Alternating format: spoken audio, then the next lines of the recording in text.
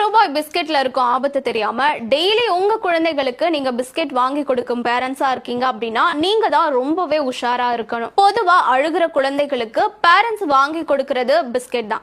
இல்ல வெளியில எங்கேயாச்சும் போறாங்க அப்படின்னா அவங்க குழந்தைகளை சமாதானப்படுத்துறதுக்காக வாங்கி கொடுக்கறதும் பிஸ்கெட்டா தான் இருக்கும். ஆனா அதுக்கு பின்னாடி இருக்கும் பிரச்சனையையும் ஆபத்தையும் யாரும் நினைச்சு கூட பார்க்க மாட்டேங்கிறாங்க. இதனால குழந்தைகளோட ஆரோக்கியத்துல ஏகப்பட்ட பிரச்சனைகள் வரதுக்கான வாய்ப்புகளும் இருக்கு. அது எப்படின்னா, நீங்க விளம்பரத்துல பாக்குற மாதிரி பிஸ்கெட்டுக்கு இடையில இருக்கிறது வெண்ணையும் இல்ல பாலும் இல்ல, அதுல வனஸ்பதினு சொல்ற மலிவான தாவர எண்ணெயும் அதிகமான சர்க்கரை கலவையும் கலக்குறாங்க.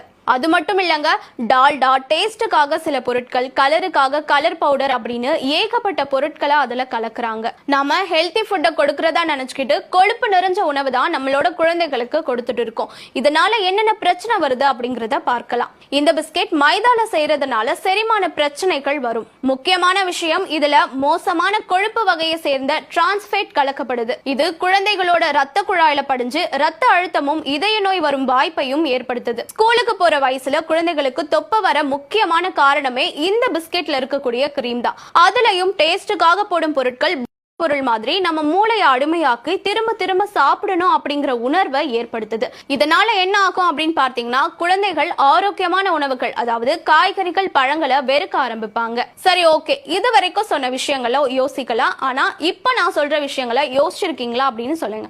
ஏன்னா பிஸ்கெட் மாச கணக்குல கெட்டு போகாம இருக்கிறதுக்கான காரணம் என்ன அப்படின்னா, அதுக்கான ரசாயனங்களுமே பார்த்தீங்க அப்படின்னா இதுல கலக்குறாங்க. இதனாலதான் பிஸ்கெட் மாச கணக்குல கெட்டு போகாமலும் இருக்கு. இப்படி பல ரசாயனங்கள் கலக்கிறதுனால டீனேஜ் வயசுல ஹார்மோன் சேஞ்சஸ், தைராய்டு பிரச்சனை, கோபம், கவனச்சிதறல், இந்த மாதிரி ஏகப்பட்ட பிரச்சனைகள் வருது.